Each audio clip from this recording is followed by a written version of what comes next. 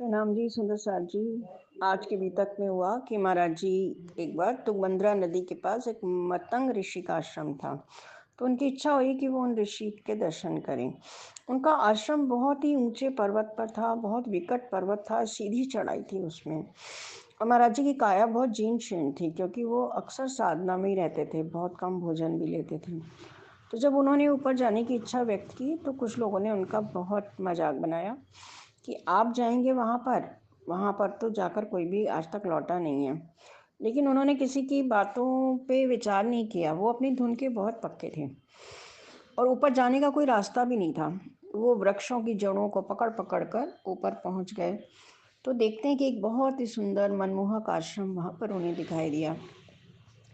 उनके दिल की इच्छा और तीव्र हो गई कि जब आश्रम इतना सुंदर है तो ऋषि भी बहुत ही महत्वपूर्ण महिमा रखते होंगे, बहुत ही महिमावान होंगे।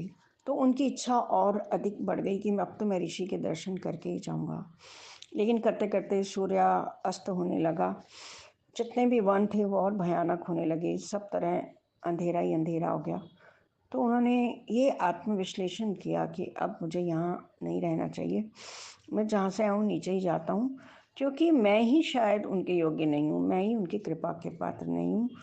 तो अपने मन को फटकारते हैं कि हे झंडूधर, पहले स्वयं को तो उनकी कृपा का पात्र बना, और तू तो परमात्मा को ढूंढने चला है। जब एक ऋषि ही अभी दर्शन नहीं दे रहे तो तू समझ तू अभी कितनी दूर है। इस तरह वो अपने मन को बहुत फटकारते रहते थे, बहुत झिड़कियाँ भी देते रहते थे।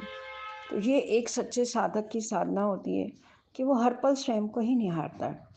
और फिर उन्होंने अपने मन को धिक्कारा और कहा कि तू इस मिट्टी के पुतलों में किसको खोज रहा है? तेरा लक्ष्य ये नहीं है।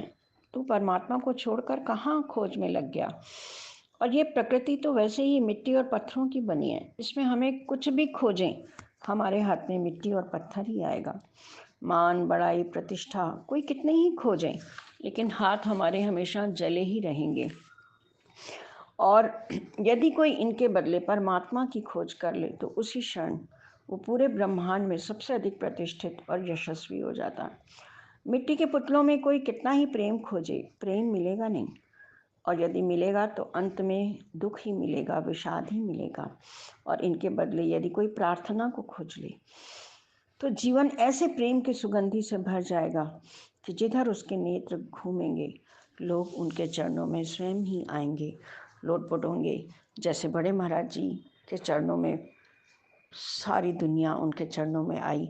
जब वो चले बिल्कुल अकेले, कोई साथ नहीं, और अकेले होने का साहस उनके अंदर भरपूर था। केवल परमात्मा को लेकर चले और दुनिया को छोड़ते चले, तो वही दुनिया अंत में उनके चरणों में आई। प्रणाम जी।